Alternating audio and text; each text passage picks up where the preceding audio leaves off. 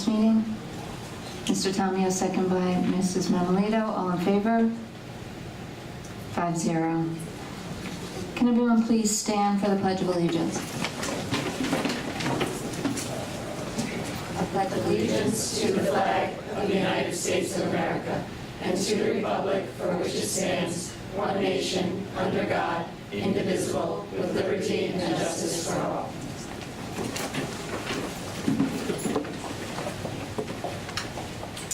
Can I please have a motion to approve the minutes of the meeting of September 6th? Ms. Manuelito, second by Mrs. Weiss. All in favor? 5-0. I believe we're have some special commendations tonight, Dr. Botzert. We most certainly do. And to begin that portion of our agenda, I would like to call upon our athletic director, Mr. David Shannon.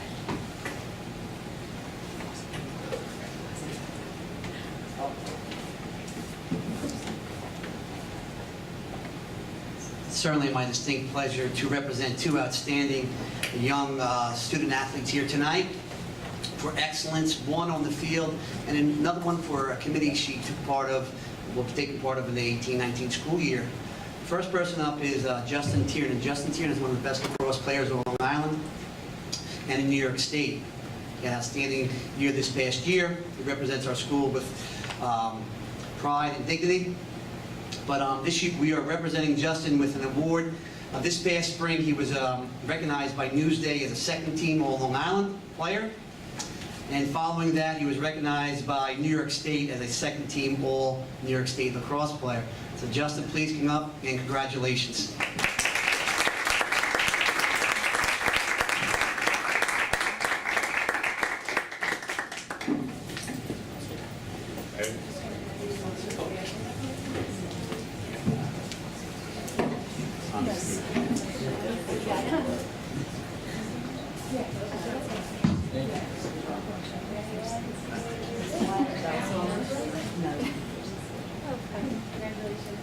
Oh, we're going to tweet, aren't we, Dr.?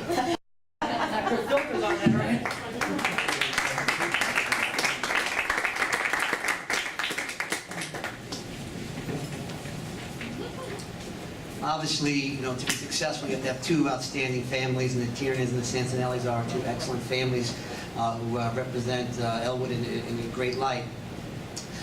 This young lady I'm about to speak about is Mia Santinelli. From a great family. She's a hard worker. She plays 3 sports for Elwood. She currently plays for on our girls volleyball team. This past spring, Section 11 came up with a new committee called the Student Athlete Advisory Committee. And students had to write an essay. If you were selected, you had to write an essay, and you had to turn it into a young man from Half Hollow Hills West who had a committee, and you were selected by them to be on this committee. Mia was selected.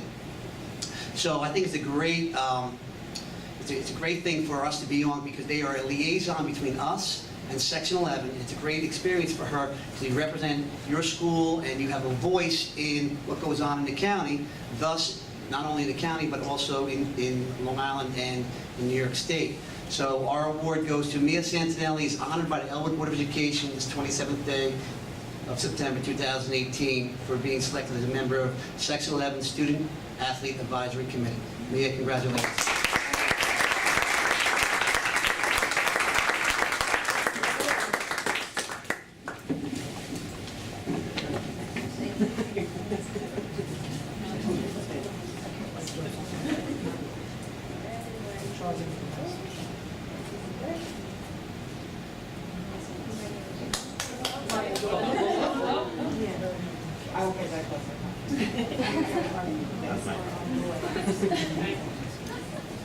Thank you.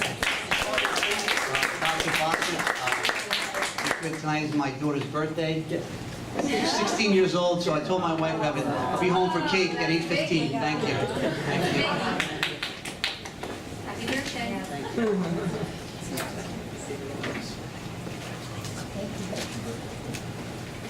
We have one more commendation that I'll get behind.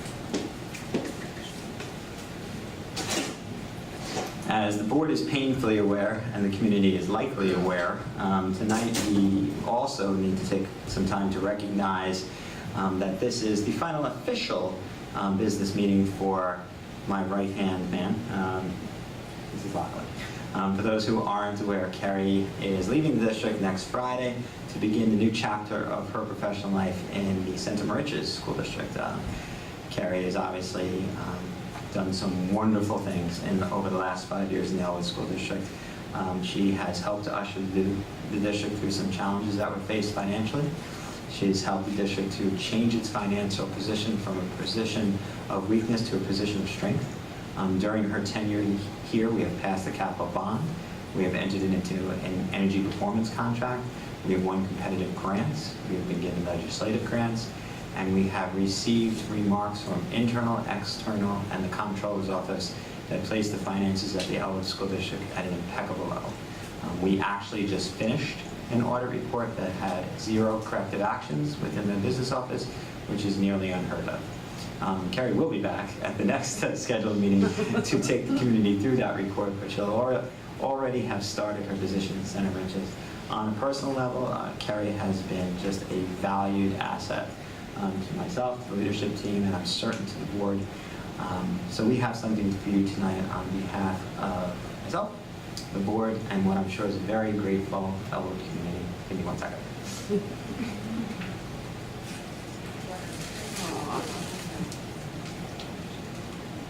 So, Mrs. Lachlan, this is for you.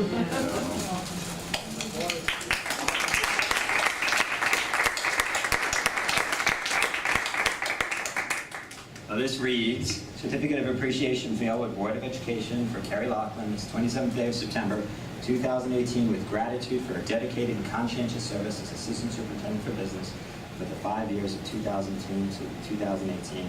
Carrie, will you survey?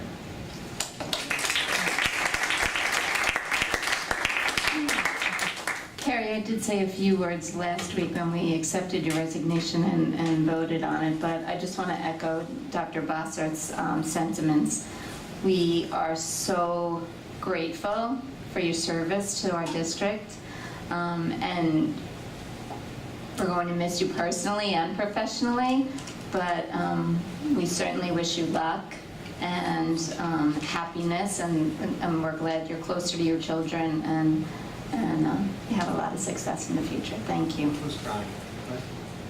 If I could just say thank you to the board, to Dr. Bossert, and to the community. You've all been very gracious to me. These 5 years have been for growth in my career. I've learned a lot over these 5 years and everything that we've accomplished together. Nothing that I have done on my own. I can't do it without my team in my office.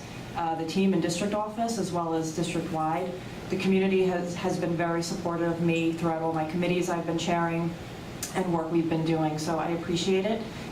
It's kind of bittersweet for me because the whole move is to be closer to my home and my family. Many of you know I live out east and I do travel quite a ways to get here every morning and to go home in the evening. So to be able to get home to my family a little earlier in the evenings and be at their events for my children is something that I'm looking forward to doing, as is my family. So thank you so much for your support, and to the board and Dr. Bossert for everything that you've done for me in the past 5 years. Thanks, Carrie.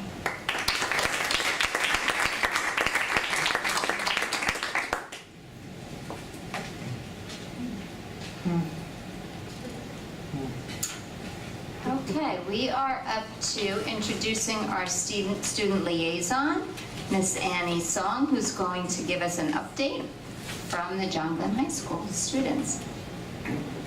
Welcome, Annie. It's your first time. Good evening. My name is Annie, and it is a great honor to be here as the all-school president representing the student body and reporting the going-ons in Elwood. An exciting year is already underway, and I'm looking forward to reporting what we've accomplished in the last month. From Harley Avenue, the eager students arrived in their first day best and were greeted by their teachers as they stepped into their new classroom.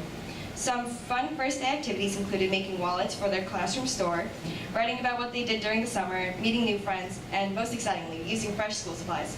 The kindergarten and first grade classes are exploring the studies of phonics through the new TC Phonics unit of study. Mabel the elephant in kindergarten and Rashid the lion in first grade are their class mascots, helping them every step of the way. Additionally, the maker space is soon to be up and running. Harley also started Hello Week, where students and staff all created links to a school chain that is wrapped around the night in the Harley Cafe. At Boyd, the students started off the year by exercising some mental muscle through the celebration of Dot Day, a day that praises believing in yourself and others to accomplish anything. The importance of perseverance and self-confidence was stressed to set off the year with an optimistic and hopeful mindset. After all, the only limits that exist are the ones in your own mind. In honor of Constitutional Day, Boyd students from Mrs. Held and Mrs. Moon's class came together to learn the preamble in American Sign Language. Additionally, students rewrote parts of the Constitution and eventually wrote their own classroom constitutions. At the middle school, the first day included a school-wide assembly which reminded students of the basics to the middle school and fun activities in the gym including ultimate rock, paper, scissors, mini volleyball games, and more. To kick off the year, even before the first official day back, the Freshman Buddies program for its third year has successfully equipped our Freshman Buddies mentors through training over the summer. The incoming ninth graders were greeted with eager and compassionate mentors who were ready to ease a typically nerve-wracking transition. In the heat of excitement, the mentors also answered questions, addressed concerns with patience, gave tours of their new home for the next 4 years, helped find and open lockers, ran through schedules, handed out Chromebooks, and overall lent a helping hand. The Chromebook initiative continues for the second year to provide a resourceful and interactive way to learn. Our 9th and 10th graders avidly utilize Google Classroom and other resources to heighten their educational experience through a world beyond the walls of the classroom. A few of these moments where students immerse themselves into terrific resources were captured by Mrs. Brzezinski, and you can check them out at the John Glenn High School Twitter account. John Glenn is proud to announce that our very own Elizabeth Choi is a national semifinalist, a very difficult title to achieve. Yeji Lee and Jada Morgan have also been recognized as National Merit Commended students. In addition to being a scholar, Elizabeth is a violin extraordinaire and was accepted to the prestigious All-National Symphony Orchestra, where she will be performing amongst the best in the country this November in Orlando. Congratulations are in order for our dazzling kickline team and their dedicated coach, Mrs. Pilaker, who were awarded with the national bid.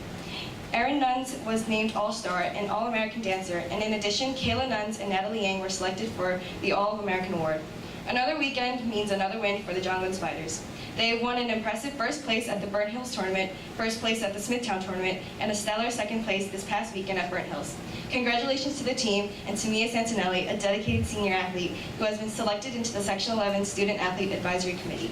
We hope the Spiders continue to bring home proud wins, whether it's from other schools or from within our new, beautiful, glossy gym floors. Katie Kuroda and Katie Getz had their first non-league meet competing as independents with the Walt Whitman girls varsity gymnastics team. Katie Kuroda added a new tumbling pass and scored a 7.35 on floor exercise. Katie Getz competed all around and had a great first meet, especially on the uneven bars where she added a difficult skill and scored in 7.85.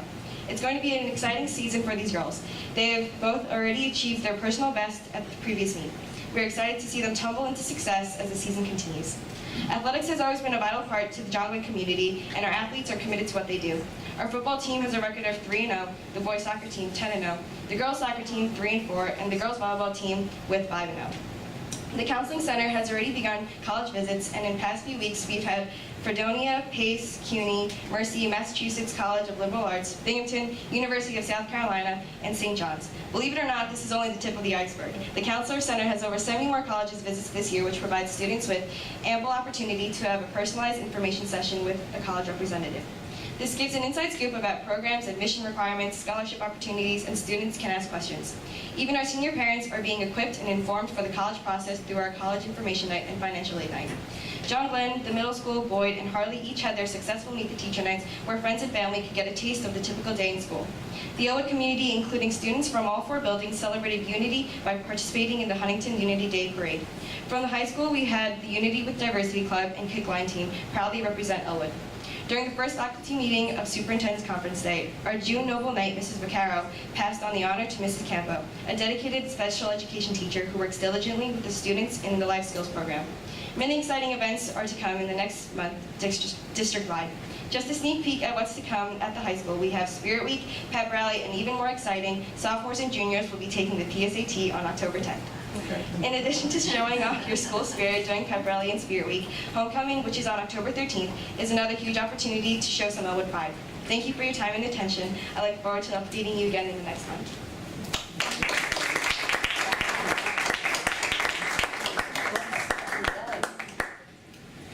you covered a lot, Annie, in a short period of time. That was impressive and appreciated. That was a great job. Thanks so much, and welcome. I'm going to hand it over to Dr. Bossert for the superintendent's report. Well, I had 8 items, and Annie hit 7 of them, so. And I'm not And she kidding. did them very thoroughly, I'm not so.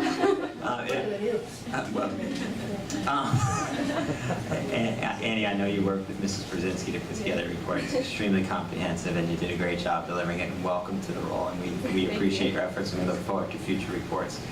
The one thing I had included that you neglected is that our construction update, as the community and the board is very well aware, the priority projects that needed to be done within our district were the roof work. So as the board is well aware, summer projects were approved for this building, Harley Avenue. I am pleased to report that despite the very challenging weather conditions over the last several weeks, they are nearing completion. And we were really put to the test earlier this week with the torrential downpour that flooded my home community, and certainly tested our new roofs here at the middle school and over at Harley Avenue. And I'm very pleased to report that there were no leaks detected, despite the big test that was given. So we will not, thank you, we will not be completing those projects. We need a few, well, we have a few more weeks before we're completely finished at Harley, and because of the size of this building and the finish work that needs to be done, we'll be close to November, even mid-November, before this building is completely completed as far as the roof work. But we're making great progress despite the challenges that have been faced. The gym floor, unbelievable transformation. If you haven't visited the gym yet, I think our students can attest to the fact that it's like a whole new place. We also, through some diligence of our director of facilities, were able to replace the bleachers, which long since had needed to be replaced. The new bleachers will be arriving and installed soon in Elwood blue. And we're also doing some paint work and things like that to really make our home court an intimidating place for our student athletes to dominate their opponents. So we're very excited. I'm allowed to be competitive. So there you go. So we're very happy with the progress that we've made. And the one other item that Annie did touch on a bit, but I'm going to ask Dr. Hull to speak about. There was a wonderful event that took place on Saturday that Annie mentioned, and I'd love to have Dr. Hull extend it. Yes, Saturday was the Unity in the Community Parade and Fair. It was organized by South Huntington School District. The chair people were Dr. Bernardo, the superintendent, and Ms. Thompson. It was attended by local community members. Elwood was represented, Harborfields, Northport, Huntington. The parade kicked off from Huntington High School and went to Stimson Middle School. And there we had a ceremony where we honored representatives from each of the districts who have contributed to building unity and diversity. And in Elwood, we honored Miss Jessica Kennedy. She has been teaching here for 12 years. And Miss Kennedy is an English teacher in the high school who has really established very meaningful relationships with students. They know that she is an adult that they can go to and talk to, particularly when they want to share things that they might need some advice about. And the students actually selected her to be the advisor for a club, the Unity with Diversity Club. This is a student-organized group, and what their goal is to promote equality and justice for all individuals, regardless of ethnicity, economic status, or gender. And they do this through looking at historical exploration, having honest and open dialogues, and creating events for students to share. They do an annual a celebration each year for National Heritage Months and our Black History Month showcase, which is free to all of the community and an excellent thing to attend. And so Ms. Kennedy accepted this award on behalf of the students because it really is about student voice. And it was a wonderful experience to see the many different community groups come together. We were very fortunate to have beautiful weather. Our Nightline represented us beautifully, as well as members of the Unity with Diversity Club. And we're looking forward to next year's event. Thank you very much, Dr. Hull, and thank you also for attending and representing the district in my absence. I'm hopeful that next year's celebration does not conflict with some previously scheduled conference days. It's a wonderful event that I had the opportunity to attend last year, and I was upset to miss this, but thank you for filling the role and representing us so well. One other very quick update. We have completed our process for selecting the first inductee class for the Elwood Wall of Fame. For those of you that didn't note it on the website or the newsletter, the board authorized a new initiative for the district last year where we called for the community for nominations for either former staff members or graduates who have made a strong and positive impact on our community and the world at large. So we received 2 nominations, and after going through the criteria in the committee process, the board accepted both recommendations for individuals to be enshrined into our newly formed Wall of Fame. It will be placed in this building outside the middle school auditorium. Mr. Rogan's class is actually working on an 8-foot-long plaque using reclaimed wood from the former bleachers of John Glenn High School. That's cool. From the original 1962 construction, reclaimed to be carved and saying Elwood Wall of Fame. The first 2 inductees, the first is Dr. Virginia Cancroft, who, as you know, was a long-serving member of the district, 40 years of experience, including 24 as our principal at Harley Avenue, and she is very appreciative of the recognition. And the second, unfortunately, is posthumously from a 1997 Elwood graduate, Christopher Bruce, who you know is the Master Sergeant whose family lives in Comac, who died tragically in the helicopter crash of the 106th Rescue Wing. So his family will be there to receive this honor on his behalf, and we are very pleased to be able to recognize his tremendous sacrifices to our community and our country when we place his picture forever on our wall. So we're going to be honoring these inductees at halftime at our homecoming football game. We've invited some special guests to join us, and hopefully there'll be a large community present to welcome these honorees to our first induction class. And both the Ragusa family and the Cancroft family are extremely appreciative for this recognition for the board, so I thank you for your support. That concludes my presentation. Thank you, Dr. Bossert. We are up to our first resident remarks. The board encourages all residents to attend its meetings, and this section of the agenda affords them the opportunity to speak. Persons wishing to speak should identify themselves and any organization they represent at the meeting. Congratulations, students. I'm going to interrupt this and just say high school students are so busy, and we appreciate your coming. And yes, absolutely. And congratulations again. Thanks for joining us. Thank you. Thank you very much. Comments related to district business or any agenda item should be kept as brief as possible. It may not exceed 3 minutes. Questions or comments concerning matters which are not on the agenda will be taken under consideration and may be discontinued by the president. Public discussion of matters relating to staff, students, or others at which their reputations, privacy, or right to due process could in some way be violated is prohibited. Residents, come on up. Agape, can we give Mrs. Bello a microphone? I just want to say congratulations to Carrie on her new position, and I'm going to miss you. It's as a resident, it's really nice to know that you're crunching the numbers right. So thank you, and congratulations, and best of luck. Okay. Good evening. I'm here tonight representing only myself and no group or organization that I may belong to or for which I'm an elected officer. I am here tonight to keep class sizes at the forefront of all decisions of the school district. Although many great things are happening this year, I want to be a constant reminder to all power holders and decision makers that the reason we are all here is the students. Educating our kids, preparing them for the future in a safe, nurturing environment is the entire reason we have a school district. Their experience of the school day is what matters and what decision makers in the school district should consider first and foremost. 18. I have been told, and the research shows, that 18 typical learners to 1 properly trained and qualified teacher is the ideal. As a parent, I request that when preparing budgets and organizing buildings, that 18 is where you start and work from there. Another number I have noticed this summer, looking at agendas, is 66,000. Most of the new teachers are starting with a salary of $66,000. It seems to this mom and taxpayer that the reply of, Not enough funds to add a teacher to avoid larger class sizes does not hold when I see other areas with duplicated staff and other expenses that do not add to the student's educational experience.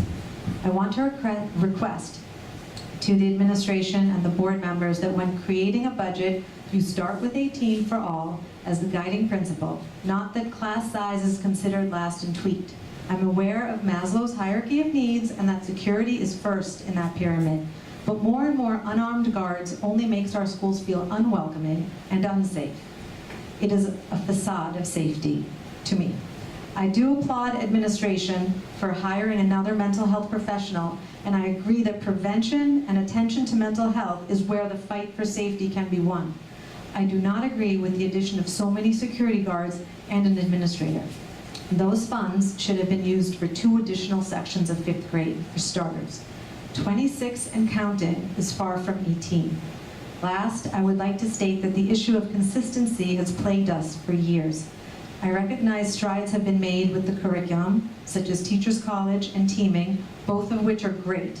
But the notion of some students getting lucky while with class size and experience, while others are unlucky, it needs to be addressed. And perhaps if all classes were closer to 18, all sections would be lucky. I would like to remind everyone of these issues and keep them on the forefront of your discussion and planning as you go forward. Thank you.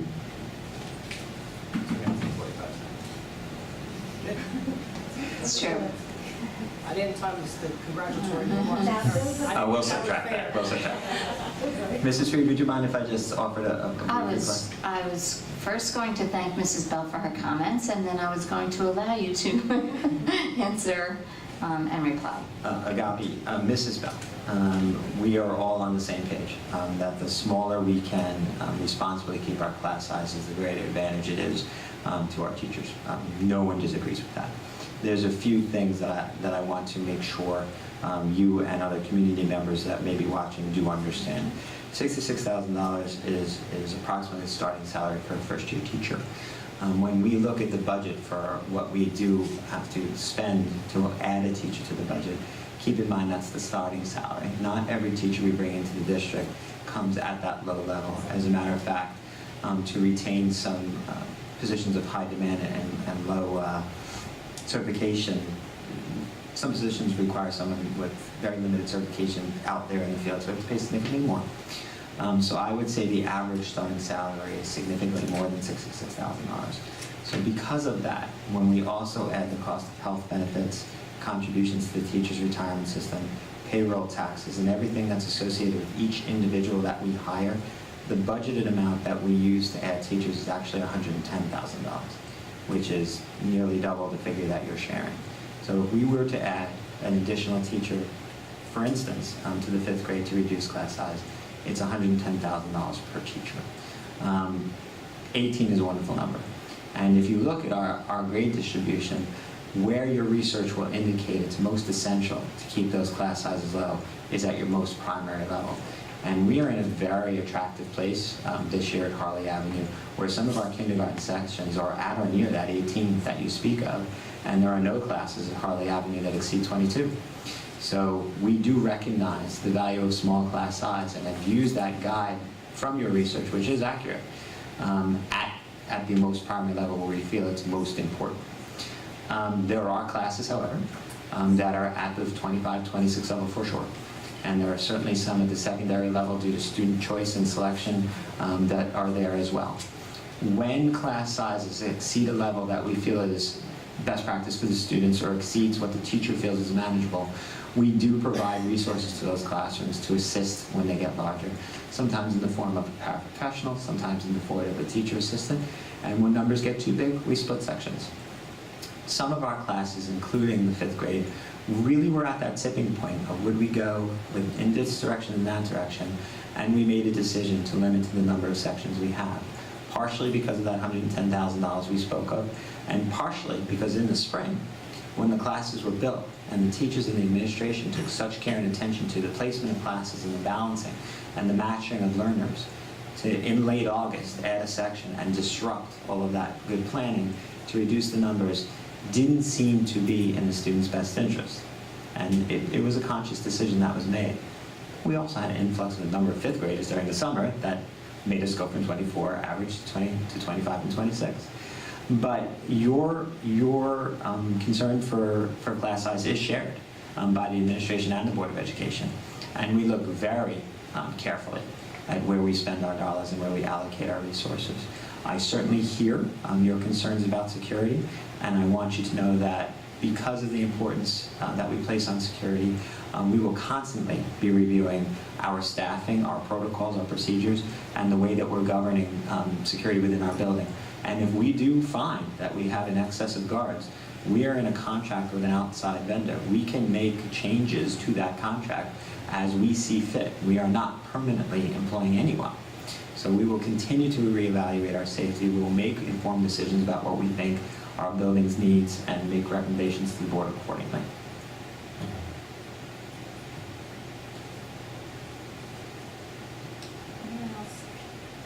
Anyone else for a resident remark? Hi, I'm Heather Ross. I'm PTA Council President. I've spoken to some of you about this, not today's email, something else. Heather, are you representing the PTA or yourself? I am representing the PTA. Okay. We have not taken a vote, but I've had numerous PTA leaders come to me and PTA members as well, just wanting to improve dialogue between the board and the community, particularly parents in the community. Recently we had the food allergy policy that was changed and voted on by the board, which has a pretty big impact on the PTA and class parents.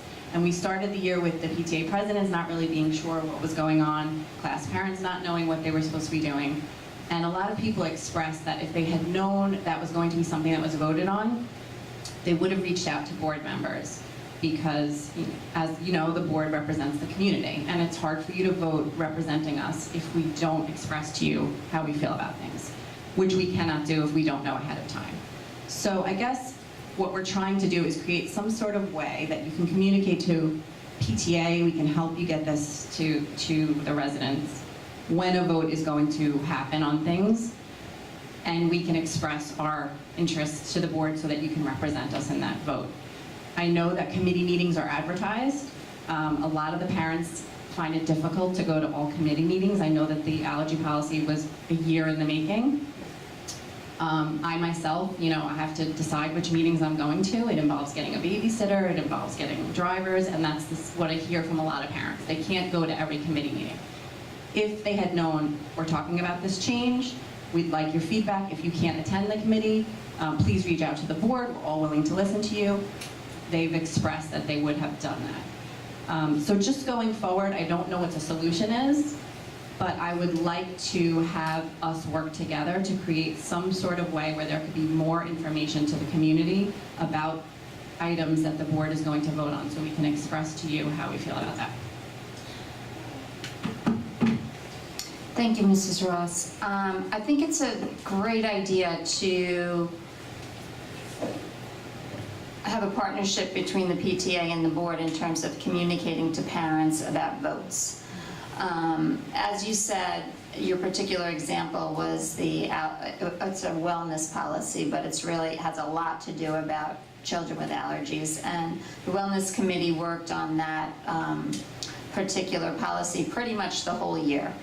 The committee consisted of 2 board members, Mrs. Weiss and myself, Mr. Shanahan, all the school nurses, and probably about, Mr. Shanahan's not here, but about 10 parents.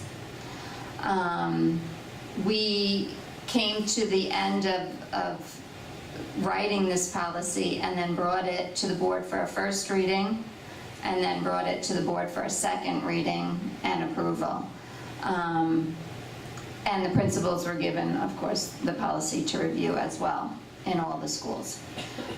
What I think might be the best place to start, and I think that because all policy changes get a first reading and a second reading at the board meeting. So the best time is to read the policy at that first reading so that you can get feedback to us before we vote on it at the second meeting. So maybe, because we always post our agenda and it's really easy to look at the first reading of a policy, this doesn't apply to everything. Like, things happen in curriculum meetings and we need to find a better way to communicate to you about that. But in terms of voting on policy, there's a first reading and a second reading, and the best time to get to the board is between the first and second reading. So if you could send out to your membership the agenda, the board agenda, even though it's posted, some people don't go looking for it, but maybe send it out to your membership, and it's clear, like tonight, we have first readings on a number of policies. So if you want folks to be involved with that discussion, maybe send that board meeting tonight, here's the agenda. And then really, it's up to, I mean, you can only do so much to get people to read something, right? So I think that may be a place to start, is really getting that agenda out to people, because it's really all there. They just have to click on it and read it. But sometimes you don't really think to do that unless it's sent to you. So maybe that might be a place to start. In terms of committee reports and things that are on the committee, and I think, there's minutes, but I think that agendas are on the website. If maybe at your first or second PTA meetings, you can say, or one of us can represent, the board and come, because we've been trying to come and say, here's the process for the committees. They're really open to everybody now. You can attend the ones that you're interested in. The agendas are posted. Here's how you find them on the website. Come to the ones that you're interested in and are passionate about, and let us hear your feedback. But maybe reviewing that, maybe the board members that attend the PTA meetings can review how the committee process has changed and how you can find it on the website should you want to do that. We also gave updates, and I certainly gave an update last year about the allergy policy, that we're working on it, expected at the end of the year, and then we had the first and second reading. So it's, you can do so much, but I think sending it out to them might be helpful. And anybody else want to add to that? Do you want to know? Okay. I happen to be the board representative at the EMS PTA meeting, and we did discuss that. So, and then they had brought up some concerns about one of the committees, the finance committees, which, because I was not a chair on that committee, I brought back to the two chairs, and they're going to speak on that also. But all the minutes are posted, and I know previously that has engaged some residents. They will call me or any one of us who are in the back of the calendar. And more importantly, the agenda before the meeting. The agenda before the meeting, and also the minutes afterwards that really kind of go into detail, and also any person who chairs that committee. Always, and at every meeting that we represent, which should be all the PTA meetings and the council meetings, we're always there to open up for questions. I think you had sent me something earlier, Gabi, that I'll address later too. Mrs. Mamalito, did you want to say something? Yes. Oh, jeez. So loud. So loud. So Mrs. Weiss brought back some of the feedback from that. I don't know if you want me to address it. I had planned on bringing this up on items not listed on the agenda tonight, because I think it needs to be addressed, some of this stuff. Feel free. What? You go ahead now. Go for it. Makes sense. So, with respect to, the information's out there. The people have to go find it. When I was PTA president, on a weekly basis, every other week, I would send out the agenda. That's what I did to make sure the membership is aware. Hey, there's a board meeting. This is the agenda. If you have any concerns, that was part of my routine. I think this year, facilities committee was not on the calendar this year, so I want to make sure, although I think we do a really good job at putting information out there, I think the beginning of the year is a little bit of a slow start, and I wanted to actually request that we start working earlier to figure out who's going to be the liaison for the year and get the dates hammered down by August. And that list should be up and available to the public before the school year starts. So if you go under the Board of Education and you click on committees, it gives you the list of the liaisons, and it should give you the dates for the entire year. I would go so far as, I think, there has been talks about sending it out through the Elwood notification. I think the overuse of that Elwood notification desensitizes its purpose. So the expectation for a school district to go and blast out every little thing, people are going to stop reading necessary, important information.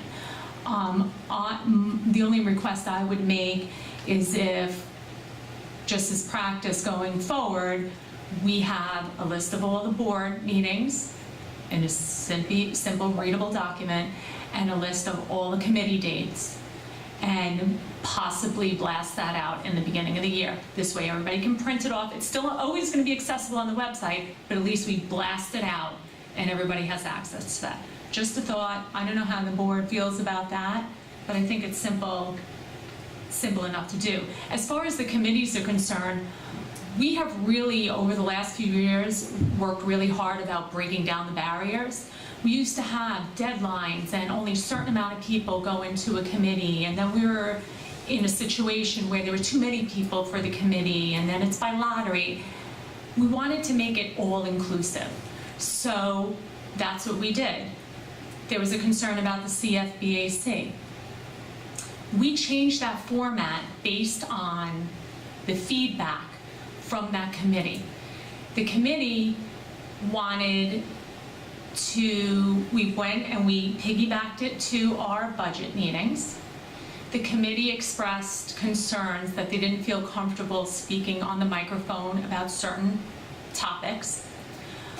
We then put the information out and requested feedback prior to showing up to those meetings. I was going through emails, not one member responded with questions or concerns. So we took the fear factor out of coming to the microphone and gave the community an opportunity to speak and ask questions behind the scenes, and then we would address it publicly. We even went so far as hosting meetings going back to the old format, where it was just in district office. Actually, we set one here on 2 occasions. Julia, myself, and Mrs. Lachlan were the only people here. Nobody showed up, nobody's responsive to emails. So then we said, let's go back to piggybacking it to budget meetings. So we've kind of really tried, based on the feedback from that group, to do, and it's just, there's still no engagement. So, I don't know, I'm kind of at a loss. So, as all this was coming up, I was thinking, what's the best conduit for the PTA and the Board of Ed? How do we keep the dialogue open? How do we hear the PTA's concerns? Because we represent the community at large, but you represent not just you, the PTAs and this, each school has their own PTA, so everything's represented, so it's kind of centralized, if you will. And I was thinking, I was like, what if we had a liaison from the PTA and the board? Like, that would be great. We had that little connection. And I was thinking, all right, what if we have a liaison from the PTA to each subcommittee? Then, all of our committees, the PTA is getting the information firsthand. It wouldn't be, you have to go look at the minutes. Heather, do you try to, have we ever done something like that where we try to have an active PTA member on each committee? Yeah. So I was trying to get to that point, is that doing that, I was like, this, in my mind, great idea, right? And then I was just building up to it.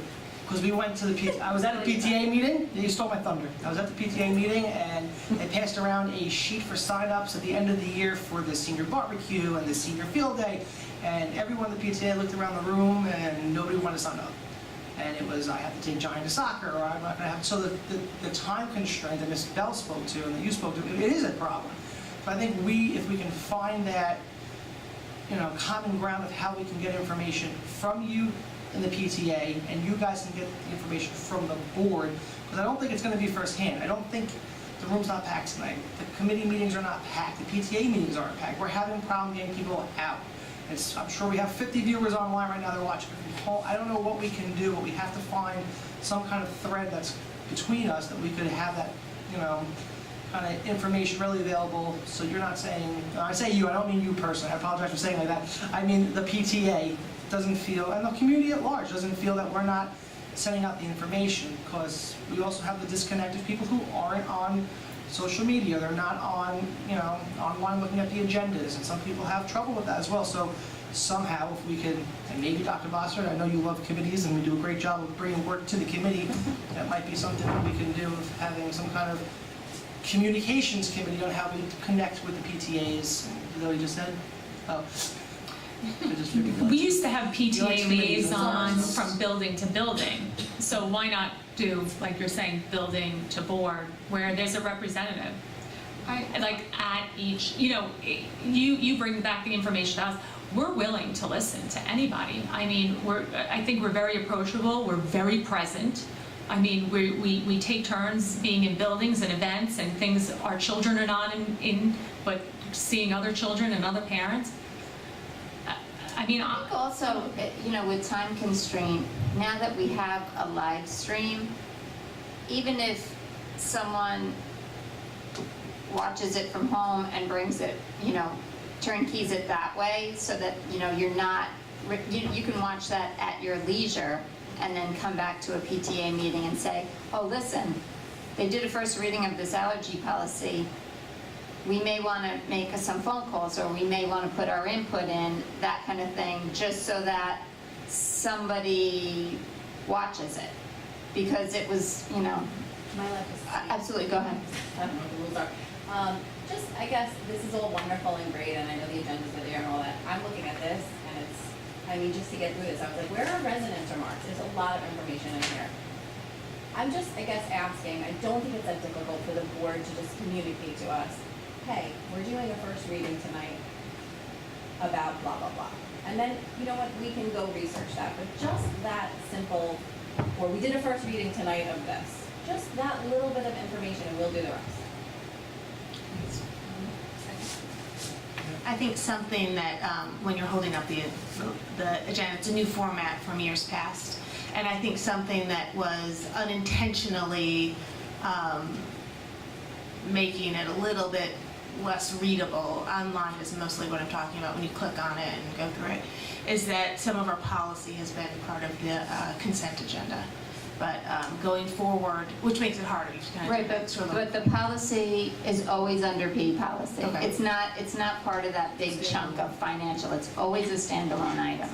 We voted on it as a consent, but in terms of when you're looking at, it's always P policy. Okay. So if you look on the agenda, it's always P policy. So if we're voting on a policy, that's where you find it. It's under P. And it's since been taken out of that anyway, so far. And it's out of the consent agenda, but it was always its Same own. spot, okay. Yeah. Any other questions or comments? I just want to take you back on, sorry, just real quick. Am I on? Okay. As far as giving back the information to the PTA, I err on the side of caution with that, because if we're taking favoritism to just PTA and we're saying, hey, this is what's, I don't want to leave the community out in its entirety. So I think we try to cover that by having it online, posting agendas early. I'm wondering if the problem isn't so much, I don't want it to seem targeted. I'm wondering if the problem is so much that it's not readily available and transparent. Maybe we just have to figure that out on how, but to get it across the community, like an alarm goes off, the agenda's posted. Because, I know it's not the easiest to read, but it's also not the hardest to read either. I've seen people do Common Core math. I'm sure they can get through a board docs agenda. So we have to find a common thread and a way to get it out to the community at large. And we do have a nice relationship with the PTA, so definitely I can't speak for the entire board, but we would like to work obviously a little closer with you guys, because you guys are the mouthpieces to get it out there to the entire community. But we got to be careful as how. Say again? Everybody has to read the agenda. It's like I've been burned as a parent on the other side by not reading an agenda. So it's out there. We each have to be responsible to do that. I just wanted to piggyback on what James said about having a PTA liaison to the subcommittees. I remember, and I think Nikki, you might also, that what we did was, I can't remember from when I was council president or if it was when my predecessor was, that we kind of all broke up the subcommittees and we each made a commitment to go to like finance or facility. So that's actually a really great idea. I We think also it did was- that with class parents. We Yeah, I assigned think it class was parents really to a board meeting. worthwhile. It's hard, but You know- it's almost like it's time to put the onus back on parents. Class parents were It's supposed supposed to go to Yes. every board. Yes, I do remember that But also. that does put the onus back God, on are we parents. old. Okay, I think we've heard what you thank you. said, and I appreciate your coming to the mic and sharing that with us. Let's throw some things around and have a dialogue, and hopefully we'll move to a better place. Any other resident remarks? Okay, moving on. Dr. Bossert. 5-point safety. I can't find my place in the agenda. K, letter K. Kidding. I'm going to extremely abbreviate the report that I was prepared to give and just give the board and community a quick update on some progress that has been made regarding the 5-point blueprint for action. As the board is well aware, and I hope the community is aware, the Suffolk County Council of School Superintendents created a 5-point bulletin towards school safety blueprint, actually. And within that, there were lots of recommendations made about legislative changes, practice changes, and some things we can do as an organization to promote the safety, health, and welfare of all students. And it has been well received for the most part, with very few questions or objections by some powerful governing bodies within the state. And now Suffolk school boards actually are experiencing a resolutions dinner tonight, where 2 of my colleagues are presenting the blueprint to them at their request. NISBA has grabbed hold of the blueprint, as well as NISCUS, the New York State Council of School Superintendents. And we also know it has made it to the governor's office because we received some feedback from some of his advisors looking for further clarification of some of the points that were made.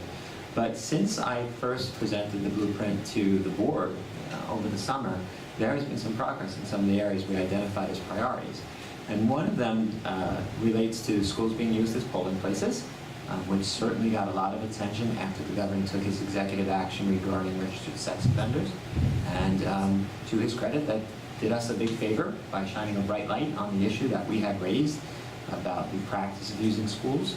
And what we were simply advocating for is not the end of using schools as polling places, but simply giving districts and schools the right to reviews when they are identified. If schools can manage it without being disruptive to the school day and without jeopardizing student safety, then great. If they feel they have an issue and cannot do that, then they would have the right to refuse. So that's the proposed legislation. It's a proposed resolution that NISBA is supporting, and we'll see if it gains traction. The other partnership with the Suffolk County Police Department has just been wonderful, and I can't compliment their leadership and Chief Stu Cameron directly for the real collaboration that he's had with Suffolk County Schools.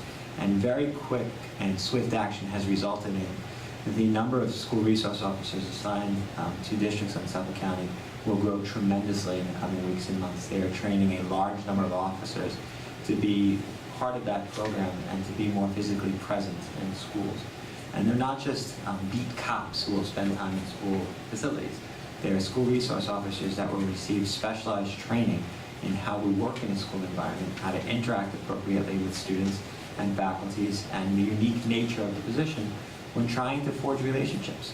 They're not just there to prevent school shootings. They're there to make law enforcement important aspects of the educational process and the overall safety of the building. Some other kind of easy fixes have also been proposed, and I'm sure many of you read on Newsday about how the Suffolk County Police Department is simply increasing their patrols on school campuses. And I have been present in and heard about several high school principals and superintendents and talk about how patrolmen just arrived in the building and said, "Would you mind if I did a walkthrough?"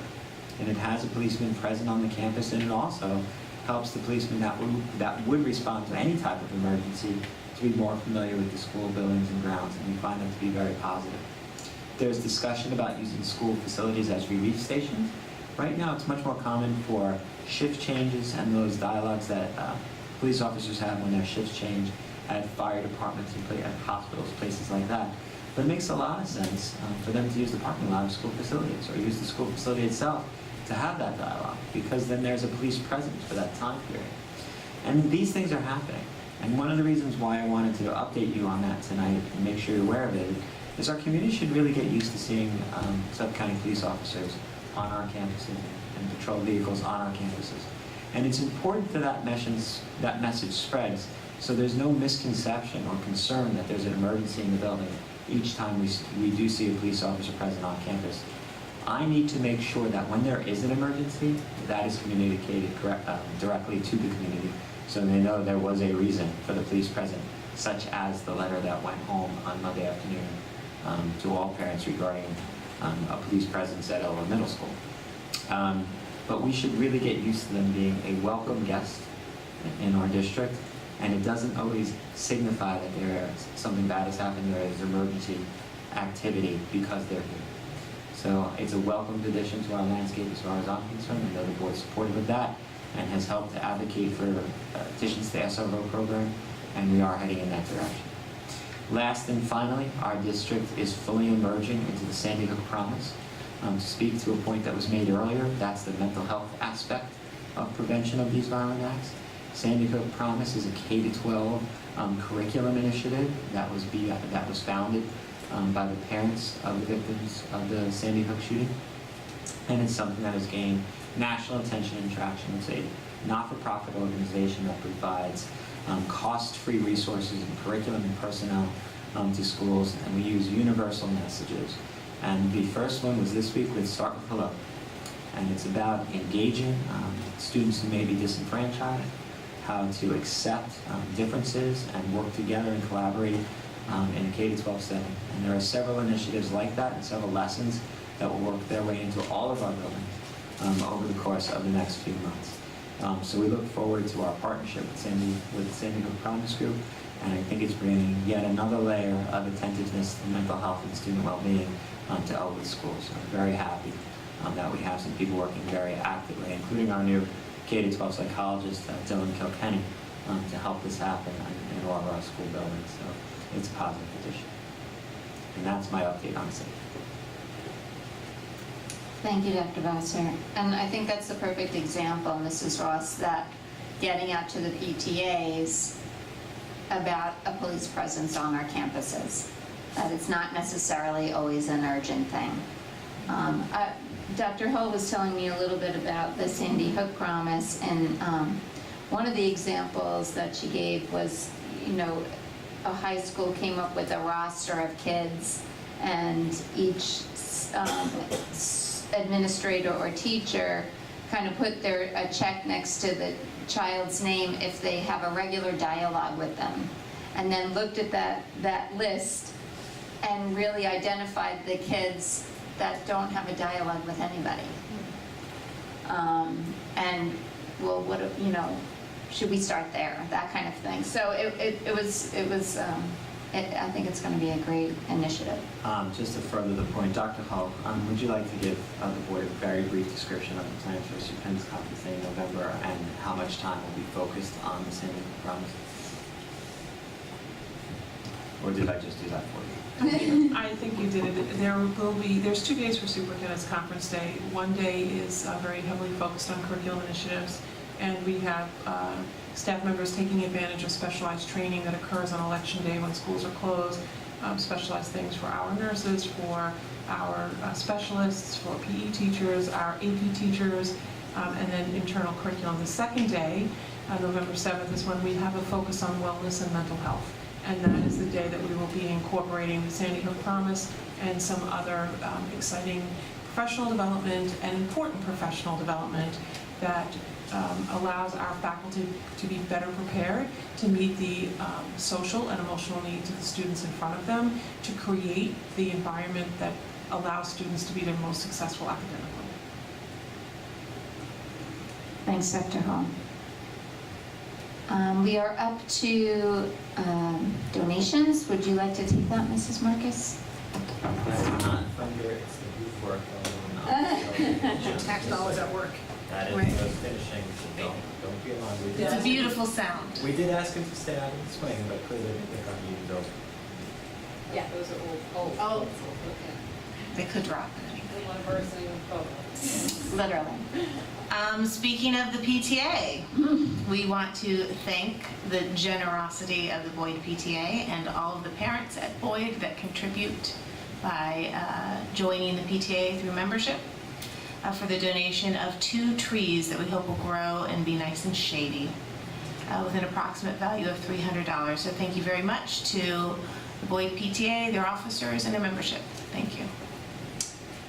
Can I have a motion to accept the donation from the Boyd PTA?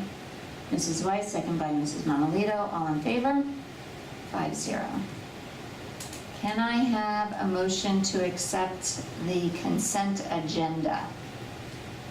Mrs. Weiss, seconded by Mrs. Mamalito.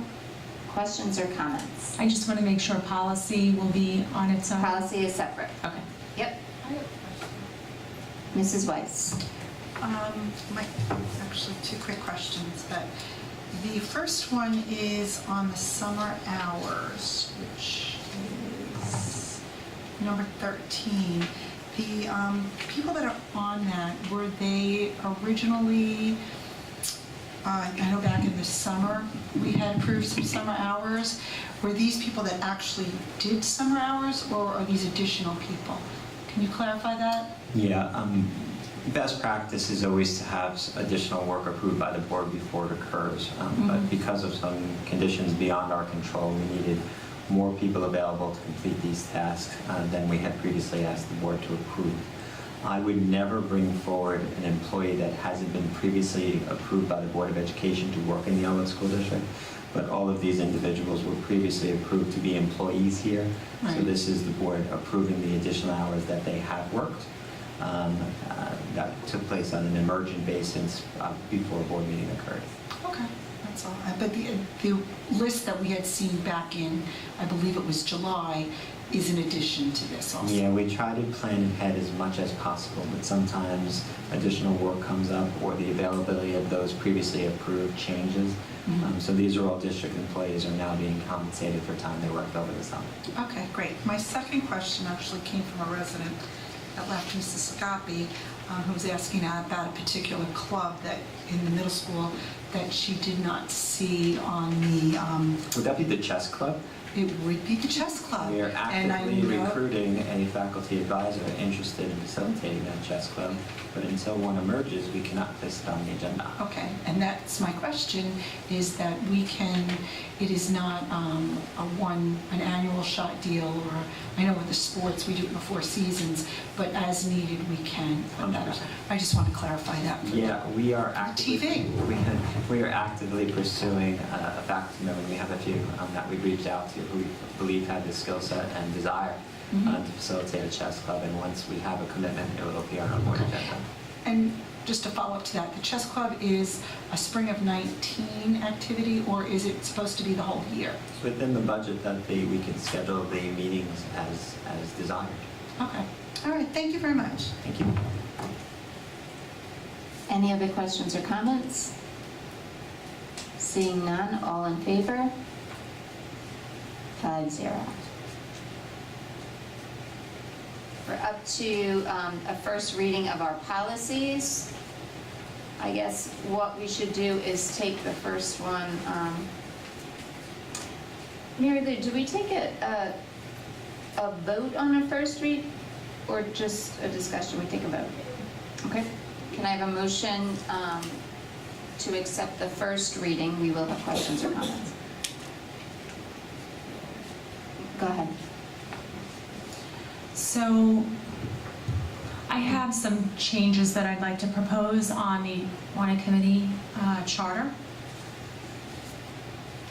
So if you look down to composition and requisite skills, we over the years have changed on multiple occasions and for reasons unknown. The minimum and maximum amount of members, and there's a lot of discussion behind why we should or should not have maximums or minimums. But I went online and the comptroller's office makes a recommendation, and most of our policy follows that recommendation. The only thing that does differ is that we are required to have a minimum of 3. We have all this criteria about having to have 2 board members, 2 to 5 non-board members, and all this other language in there, and I think it just gets really sticky. We found ourselves in a position this summer, we didn't have enough volunteers to meet what we currently have, and then now we're being proposing to make a change to accommodate an additional member that we voted in tonight. However, I don't think that we should handcuff ourselves with the minimum maximum. I'm going to recommend that we just follow what the Comptroller's Office recommends, which is a minimum of 3 members. And the members can consist of an entire committee of the board. It may be one person of the board. It may be any combination of anything we want. If it goes over 3 members, we have the capacity to view the applicants to see if they are appropriate for the job. There are, responsibilities here and requirements that need to be met. And I just think it needs a little bit revamping, and let's not box ourselves into a corner here. I have a question. My understanding is that in order to be on the audit committee, that you have to have a certain skill set, correct? Correct. So my question is are you proposing to alleviate that skill set? No, and that's by law. They have to have some kind of background in auditing, finance. So if you have 3 volunteers that come forward and nobody has that skill set, then what is the procedure? Then you just... Well, when the committee is advertised, it's advertised with its skill set in place. So Yeah. we look at, the person gives us a resume, and we look at that resume. And the only thing I would add about that is that, also in the language, I think that or in the application process, there really needs to be an emphasis on attendance, because this is one of the only committees that we have that we need a quorum. Besides being on the board, as a board member, you need a quorum. So we need flexibility. Having a maximum number is probably helpful, because if 15 people apply, you need a quorum, that's a problem. But you can do that, but you can set the maximum internally. We don't have to write it into our charter. Okay. You know what I'm saying? So my suggestion would be,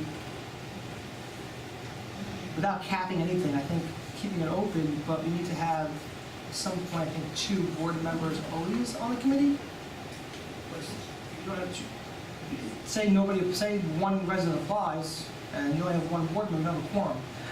But you can have 3 board members make up your audit committee, which I wouldn't suggest to do, because I think you need like another outside perspective. Balances, that's all. The point of the audit was set up from Roslyn so that the community was a part of 100%. this. So there was checks and balances between the board and the community. So I think at some point, it's okay to have a certain amount of board members, and I'm suggesting there be at least, 2 for quorum purposes, but there has to be something for the community to be able to. Yeah. I happen to agree with you, James. I mean, to have an entire board make up the committee, especially because usually an entire board doesn't have that background, number 1.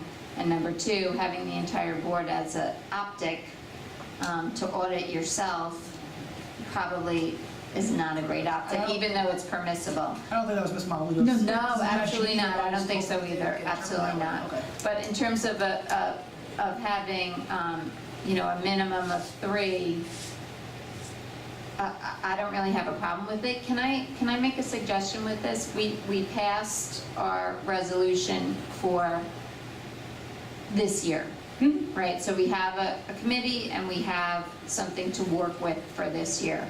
Can we give this to the policy committee and have a further discussion about it, since, we're looking at now something tonight for the first time from the comptroller? Can we put it to our policy committee and have them bring it back to us? Just one clarification on that, Mrs. Street, by regulation, it would be reviewed and revised by the audit committee. Clarify.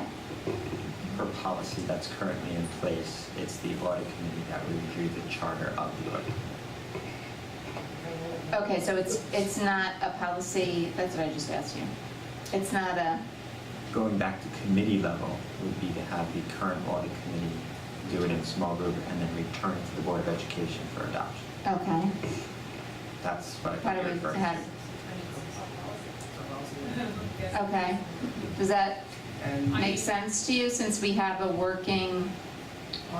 something working for this year? Can we send it to the audit committee and have them discuss it? I mean, I agree with you. I think that having to put out something saying we need people when legally we really didn't need people. Correct. Is problematic for everybody. It's problematic for the person that has to join, etc. So I think that putting it back to the committee might be a helpful way to start. But since we are going to have... Can I ask a question? Sure. I'm sorry to interrupt you, Julia. No But problem. originally why this came up is because, from my understanding, and I think I was the one that brought it up, was that from the charter, we weren't in compliance. And I think we discussed this at a prior meeting, that the charter itself gave, and we didn't have that number of people. No, our own charter. Our own charter. Our own charter. That's why we changed it. That's what However, changed it. That's how this initial the state discussion- comptroller it does not necessarily jive with our own charter. Okay. We're being much more stringent than the state comptroller is telling us we have to be. Okay, and so that's why we're sending it back to that. No, and I'm just understand. asking for more to flexibility look because our with- hands are tied with all this, what's going on here. I think the audit committee, correct. I think the audit committee might take this and maybe follow a little more what the controller's charter is versus Well, I think us trying to go off point. Can we go to the wellness policy, and can we, Mrs. Bedlato, I'm sure you're going to say something at resident remarks about this, so why don't I open it? That will solve stay in line with what you're talking about, to be very simple. I have been with his policy since the very beginning. You want to go to the microphone? I'm gonna allow you to comment on this, because I know you have a lot of experience. And I hope it will be, I have been with this policy from the beginning, and I know some of the history as to why it was changed and wasn't Right. changed. And what I've seen historically is, and Heather alluded to it, it's kind of been changed back and forth depending, we have a lot of people this year who want to be on the committee and they're qualified, and then this year you didn't have all the volunteers you expected. So I think a good policy is always one that's flexible, stands the test of time, and it doesn't tie other boards into whatever, you five here decide something for this board, next year you could have a different board that decides, they were crazy, I don't want to do that. I think the easiest way that will give you a lot of flexibility, and then you can do what you want each year as a board, is if you just took that first paragraph under the, sorry, excuse me, I'm trying to... In the comptroller or in our own? In your own, in the charter, Mm-hmm. which revising the charter is actually a responsibility of the committee. But what I would recommend is if you said the first line, the district's audit committee will be comprised of a minimum of 3 members. Mhm. And it can be in any combination of board members and non-board members. And just leave it at that. And then that could be up to you, whether one year you might have 3 CPAs on your board that say, hey, we'll do this. Because the controller's guidance is, it can be all non-board members. They don't even have to be residents. They just have to be qualified. So like myself, as a CPA who was an auditor, I'm well qualified. Actually, being a board member automatically qualifies you.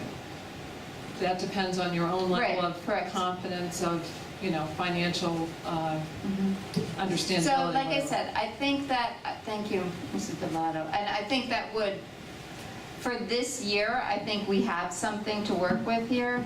I think that having this go back to the audit committee for a renewed charter so that we don't have this situation for next year makes sense to me. Does that make sense to everyone on the board? And it allows flexibility for future boards. Exactly. I think so. I would not like to see it be 3 board members.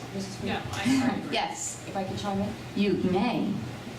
We actually have audit committee next Thursday. Yes. It will be my last one that I'm doing. Yes. And I would be more than pleased to bring the charter to the committee as a whole and have the discussion and potentially bring back to the board at the next meeting a revised charter for acceptance. Okay. Thank you, Carrie. Would that charter need to have a first reading, or would it just be? Yes, we'll table the first reading, I guess, correct? Because of- Yes. Okay. So the first reading is tabled. We'll come back. Thanks, Mrs. Laughlin. Community feedback, though, first reading, Okay. community feedback, we're getting there. Okay, so we're tabling that audit committee charter draft. Let's move to the wellness policy. Can I have a motion to approve the first reading of the wellness policy? Mrs. Mamalito, second by Mrs. Marcus. Questions or comments about the revised wellness policy that we approved in June? There's some minor changes on it now. May I? Yes. It is a very rare occasion where I need to make an adjustment to a practice that is in violation of a board policy. So I need to explain to the board that I did that with, obviously I informed you I was doing it, but there was a necessary need to make a change to a policy we recently adopted because of the way it was working in practice, particularly in our elementary buildings. So I charged Mr. Shanahan to work with our elementary principals based upon some feedback that was received very early about the policy to make some very targeted and specific changes that you're prepared to adopt tonight. And I want to thank the board for the flexibility that you provided me in doing that. I don't knowingly violate board policy readily. So when there's something that I need to do for the best interest of practice for students, it's a difficult decision to make. I informed you I was making the decision and then placed the revisions on the first policy, on the first board agenda available to do that. So I appreciate the flexibility and the understanding you provided me in doing that, and I thank you for supporting the recommendation for modification. And I also wanted to let the Wellness Committee know that they did receive communication about the revised policy and were invited to attend tonight's board meeting for comment. So we did involve those folks as well to send something out. So we had a first and a second. Any other questions or comments? All in favor? 5-0. Okay. We have some very exciting news for items not listed on the agenda. Dr. Bossert. Well, let's call it potentially very exciting news. As the board is well aware, and I hope the community is aware, John Glenn High School has been identified as a finalist for the National Blue Ribbon of Excellence. We have now been informed that that announcement will be made by the Secretary of Education on Monday at 1 p.m. It is a televised conference that we can log on to to the U.S. Department of Education website and watch Ms. DeVos give out the report live of the winners of the very prestigious Blue Ribbon. I will be watching with bated breath, hoping to hear our name. So please cross your fingers and hope for a positive outcome. Okay, fingers crossed. Hotel rooms booked, or? Okay, that'll be exciting. We're up to second resident remarks. I'm not going to read the whole thing unless somebody comes to the mic. Anybody interested in a second resident remark? Wise guy from Danville Drive. Any remarks? Okay. Can I have a motion to adjourn? Mrs. Marcus, second Mrs. Mamalito, all in favor? 5-0. Thank you for attending. Thanks for your input. Thank you to the folks at home.